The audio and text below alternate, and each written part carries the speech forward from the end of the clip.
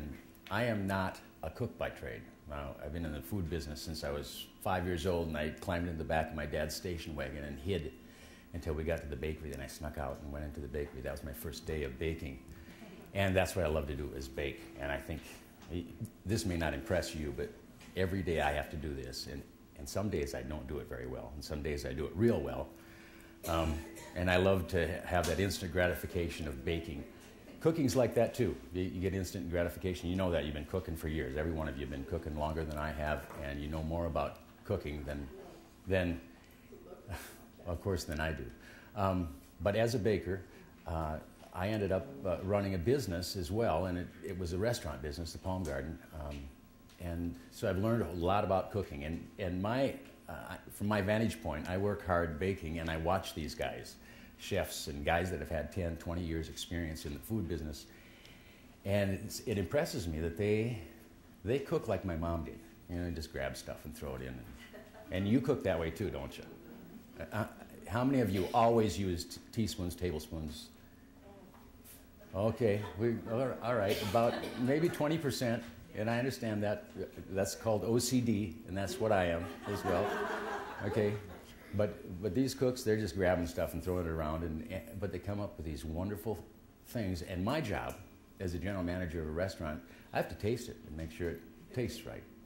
And I look for how it tastes when it enters my mouth and what you smell. And you do this, you know what I'm talking about. And as it goes across your tongue, the things that happen to your tongue and what happens on the backside as you swallow it down. These are all things that I expect these guys to know how to do. And if they don't do it, then I get to complain to them and tell them to do it differently.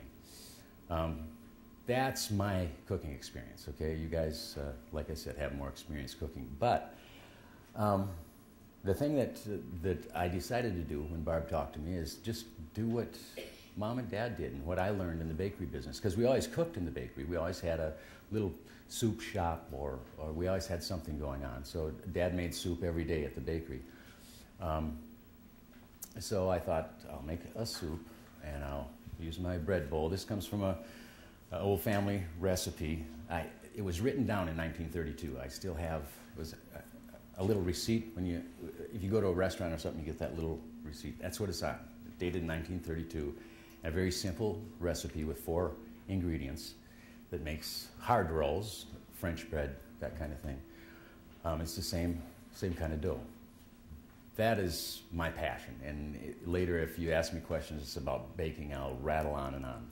But to go to what I'm trying to accomplish here, decided to do a soup and sandwich, or soup and salad, and put the soup in a soup bowl. So the girls earlier came in, spent a lot of time cutting the tops off and cleaning out the inside. We're going to put the soup inside, and the little cover is going to be your bread to eat with your salad.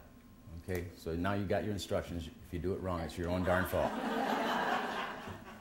But I made a soup today, and I thought I'll go with the standard base for a soup. I sauteed some onions, 3 or 4 onions I threw in with butter and just let them saute. The onions turned white and clear.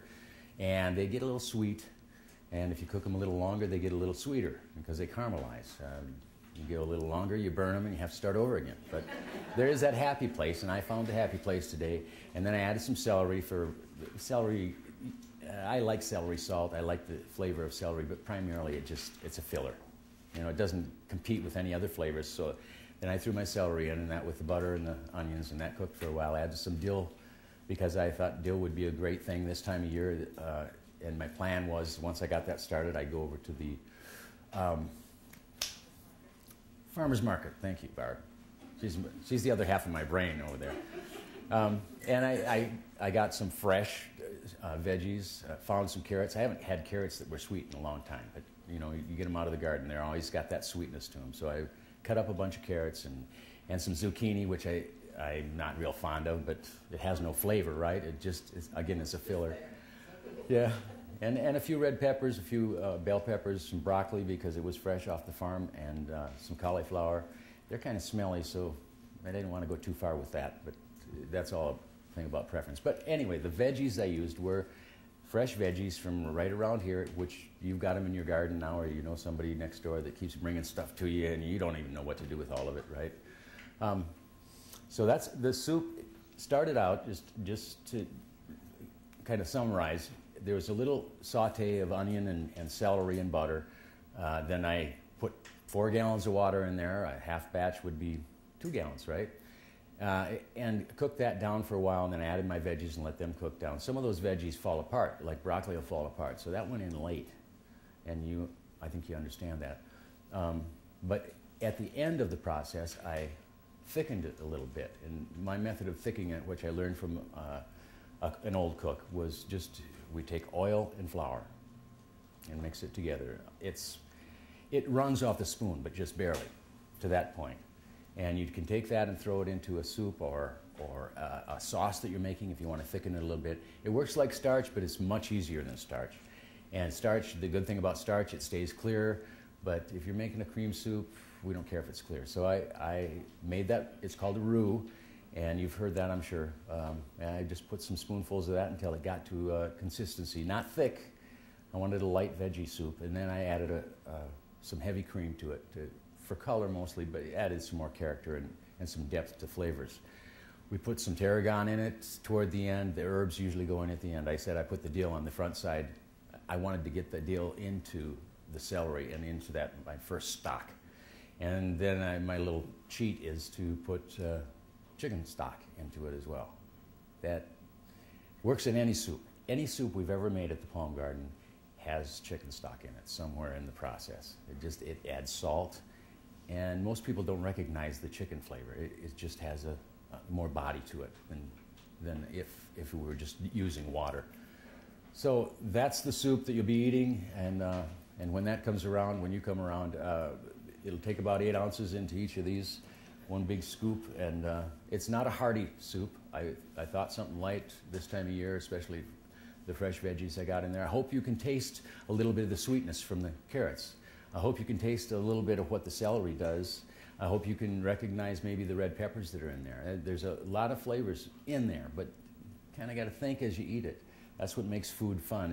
And I think since I started in the restaurant business, again, I was a baker for 45 years. Food business, 5 years.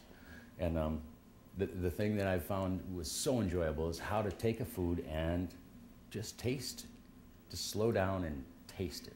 I used to eat like a dog eats, but I eat differently now. And if you're a wine drinker, this kind of soup would be great with Chardonnay. We don't have wine here today, but someday, if you make a light veggie soup, Chardonnay is a good pairing to go with that. Okay, the soup thing is done. The bread I made early this morning, and it's ready to go. The other half of this story is the salad. And back when I was a youngster, my mother used to cook bacon, and she'd be over the stove and she'd have bacon grease, and she'd throw sugar in there and boil it, and pretty soon she had this saucepan, or not a saucepan, she always did it in a fry pan, and then she'd take it and pour it on our salads.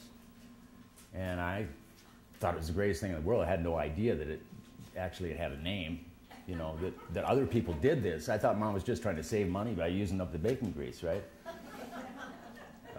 But anyway, apparently they call it bacon glaze dressing. And so as I thought about what to do, I thought we'll just wilt the lettuce, or the spinach, right? We'll just wilt this with hot bacon glaze and get that sweetness. The bacon glaze has some sweetness, it has some bitter, it has the meaty bacon going on, and then it's got some vinegar in it. So there's a lot of different flavors in there. As you think through, as you eat it, you'll enjoy that. And the reason I remember bacon glaze, this is a story worth telling, is, you know, we all have moments that we remember things. You remember where you were when something dramatic happened. I think we all have those experiences.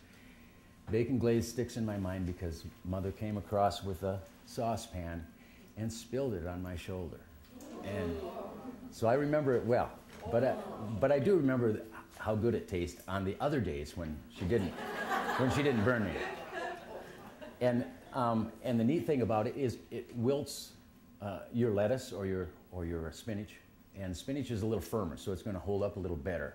And so we decided to use spinach, and you'll find the spinach does get a little limp and a little easier to eat, not quite as crunchy, but you're spreading it around. Some of that spinach is going to be crunchy, some of it's going to be limp. Again, as you eat things, the textures as well as the flavors, it just makes it more fun, you know. And maybe in the process we don't eat as much. We slow down and enjoy things and don't get fat like me. But this, oh, bad joke, huh? All right, I'll find new writers then. Okay. So my bacon glaze consists of course, bacon grease, and I cut a little bacon up into it as well. Thing that my mother didn't do that I do, I use corn syrup. She would take sugar and boil it with sugar itself, or brown sugar sometimes. I use corn syrup because it does help thicken it and keep it together, because I have to make it in large batches. It's got to last for 3 or 4 days before we make the next batch. Corn syrup already has some body to it, so it helps emulsify your oils and your liquids together. And another thing that my mother did, but I didn't understand why, is put mustard flour, or a mustard powder will work, but flour is a little finer. Mustard flour or powder is an emulsifier as well. And when I say emulsifier, you know what happens when you put oil and water together. The oil is at the top and the water at the bottom. Or anyway, they don't mix, right? We know that. But you take things like corn syrup and mustard powder, that's going to actually emulsify that and make it, it's not going to stay together real well, but it stays together much better. And so when we serve it, you might have to stir that as you take your scoop of dressing, stir it a little bit, but it does emulsify enough so that you don't dip in and just get a spoonful of bacon grease. You want to get a little bit of everything that's in there, and there's bacon grease, of course, there's corn syrup, there's vinegar, there's salt, there's pepper, and there's mustard powder. Those are the, what I say, 5 items. And you know, as I learned from my cooks, and I've now worked with probably 20 different cooks over the past 5 years, it's just so much bacon grease, and it's just so much corn syrup, and so much mustard powder, and so much pepper, and so much salt, and your tongue will tell you when you got it right. If you don't have it right, you're just going to have to doctor it. But pretty soon you figure out how to do it, and you'll consistently be able to make a good bacon glaze. Then you put it on the stove. And I did get something started here, and I'll turn it on just for show, if nothing else. It's real easy. Everybody knows how to boil water, so as long as you know how to do that, that's all you do. Once it comes to a boil, and this is a unique thing about sugar. When sugar boils, it changes its composition, and it will adhere to and turn into whatever you're trying to make, and that's what we call a syrup. But the process is complete as soon as it boils. It's not. It actually is pretty amazing science, but the fact is, when it boils, you've made syrup, and now you've got syrup, and you can use that. And that's what I need here, is to create a syrup, so that again, that helps to emulsify oil and water. And when I've got a dressing, no one likes a dressing that's all oil or everything but oil. So that's what's going to happen as this boils. It's real noisy. Sounds like I'm making bacon, but that's already done. So the salad itself, trying to think of what would be, again, this is the season, it's September, and we're heading to cold season when we're going to start eating mashed potatoes and lots of gravy and turkey and things like that. But this is the time of the year when we've got veggies coming in from all over the country. Got a whole bunch of spinach here, and to me that's good enough. It could have been leaf lettuce, green leaf lettuce. If this starts on fire, what do I do? Where's the fire extinguisher at, Barb? You've got that. You've got a team to take care of that, right, Barb? All right. It is boiling now, and now I've made I'm done. That's done. And I want it this hot when I pour it over my salad, because the hotter it is, the nice wilting happens to the spinach. Again, I was diverted there, but back to the spinach. We just decided this would be the best thing this season. And what else to put on it, I don't know. Some people like nuts, some people like onions, some people don't like either of those things. One thing that's real safe to use, so we decided we'd use some roasted red peppers. Get them at the store. These are roasted red peppers. We also got some other bottles of fire roasted. The fire roasted are a little smoky. I like that, a little smoky in the roasted reds. And surprisingly, they're real tasty. I didn't know that until a few years ago, but it's a fun thing to add to, and it doesn't compete with any of your flavors. And I'm trying not to compete with our soup. I'm trying not to compete with our salad. But so there's not bland, but at least not so intense that your tongue forgets everything else except the cayenne pepper burning on the back end of it, if you know what I mean. So I thought I'd just throw some reds in there just for color, and that's everything I'll do to the salad. I'll put it on the plate after I toss it around a little bit, and on the plate, that's where you'll take it from there. You'll put some salad on your plate with a little bit of roasted reds on it, and you'll throw it down, and if you want some almonds, I roasted up some almonds. Roasting almonds is a trick, only because it's so easy to burn the darn things. 30 seconds and you just wasted $6 or $7 worth of almonds. Throw some almonds down there. These are sweet onions, but they're still, golly, they'll make you cry. We'll throw some sweet onions on there, a little bit of bacon. For those of you that are okay with bacon, you might as well. We've got plenty of it. To me, that's good enough, because the salad dressing is gonna pull all this together and just make it fun to eat. And maybe there's a little guilt that comes along with it too. I'm not sure. Now let's see if I've got something I can serve this hot sauce with. I know that I'm not trying to impress you with how unique and exotic this is. It ain't any of those things. But this is what Mom did. This is what I still do at home, because it takes no time and it's fun to do. And as you serve yourself later on, make sure you stir up, because I did everything I could to emulsify. That's the big word I used today. You look that up when you get home.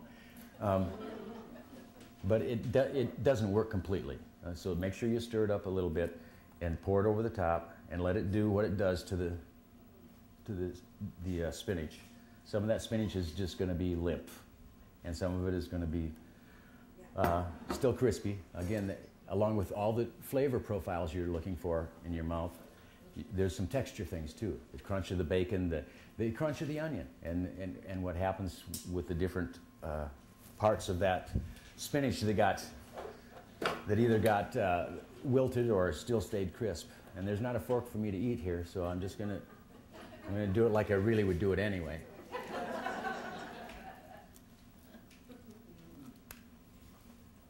I'm okay with that. I hope you are. Because I really do want to please you. I want you to enjoy this, and I hope you do. I'll take it back with just a few minutes left. If you ever come over to my bakery, I don't make these all the time. I seldom make them, but I make a hard roll, which is what Barb used for her little example. And just cut the top off,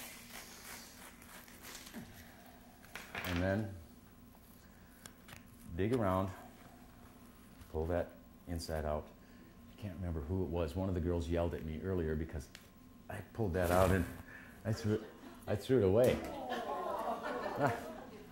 I'm a baker. I'm sorry. I can't help it. I see this stuff all the time. And, the thing that delights me is the crust, which is a secret I'll never tell you. But Grandpa told me back in I think it was 1932, when I was just a little guy. So when you take your bowl, put a ladle of soup in there, and you'll have a little cover on. The cover is to help you with your salad, okay? So that's the best way I could tie everything together. And we can order those from you. You'll make them. I'll try. And I'll apologize ahead of time. I'm usually more busy than I want to be. But I do have hard rolls, which are just slightly smaller. I'll have these every day. And this is a smaller serving of soup. You put your soup in here, you got about an hour to finish that soup, and then it'll just kind of melt. Okay, so I think you can all eat a bowl of soup in an hour, right? So I think that's everything I got to say. Later on or now, if there's any questions about baking, you'll get me going, and I love to talk about baking. I love it. So don't be afraid to corner me and ask me a question if you want to.